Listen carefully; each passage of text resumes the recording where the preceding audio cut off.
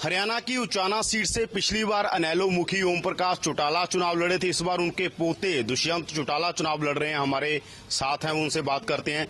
चौटाला साहब, ओम प्रकाश चौटाला का वेट हो रहा है, आपके कार्यकर्ता वेट कर रहे हैं और हरियाणा वेट कर रहा है, कब वो प्रचार शुरू कर रहे हैं? देखिए, मैं तो उम्मीद रखता हूं, कल दशहरे का पावन दिन है।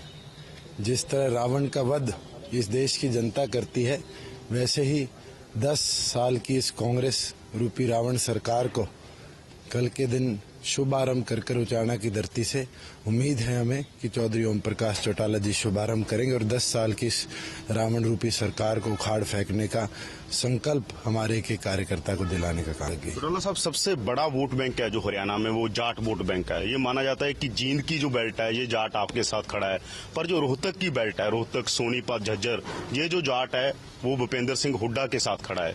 उसको तोड़ने के लिए आप कोई रणनीति, चौटाला साहब की कोई रणनीति होगी?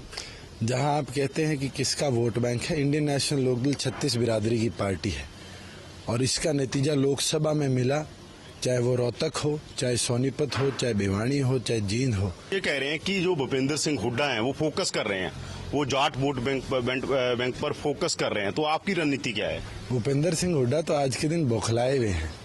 अगर आप बात करें मुख्यमंत्री की, तो उनको पिछले 7 दिनों से नींद नहीं आ रही। उनके पास कहने को एक ही चीज है कि चौटाला जेल से मुख्यमंत्री बनेगा तो आपको जेल में जाना पड़ेगा मिलने के लिए। इसका मतलब मुख्यमंत्री ये मानते तो हैं कि इंडियन नेशनल लोकदल की सरकार बनेगी और चौधरी ओम प्रकाश चौटाला जी प्रदेश के मुख्यमंत्री बनेंगे।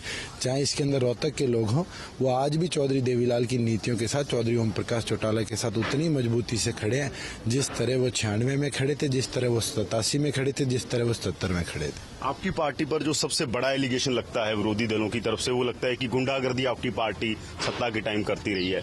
तो अभी अमित शाह ने आके यही कहा कि लूटते भी हैं, इनेलो वाले कूटते भी हैं, तो उनके साथ क्यों जाए हरियाणा की जनता? अगर अमित शाह जी ऐसे शब्दों की टिप्पणी करते हैं, मैं तो इतना कहूंगा कि या तो 2000 से 5 तक की सरकार को देखे, बीजेपी हमारे साथ गठबंधन में थी।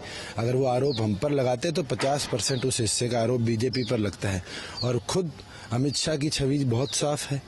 उनके ऊपर कितने मर्डर के मामले, कितने दंगे भड़काने के मामले, कितने नकली इनकाउंटर कराने के मामले आज चल रहे हैं, देश की जनता जानती है। कल भी उन पर एक चार्जशीट दाखिल हुई है।